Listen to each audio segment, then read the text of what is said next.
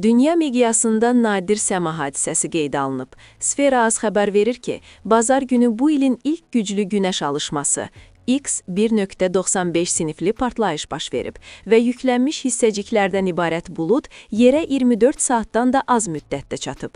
Yanların 19-20-si gecəsi nəticədə Rusiya, Ukrayna, Belarus, Qərbi Avropa və Şimali Amerika səmasında parlaq qütb işıqları müşahidə olunub. Bir çox regionda səma qeyri-adi rənglərə bürünüb. Planet son dərəcə güclü maqnit fırtınasının təsiri altına düşüb. Geomaqnit aktivliyi G5 səviyyəsinə, yəni maksimal həddə yaxınlaşıb. Bu isə texnoloji sistemlər üçün ciddi risk deməkdir.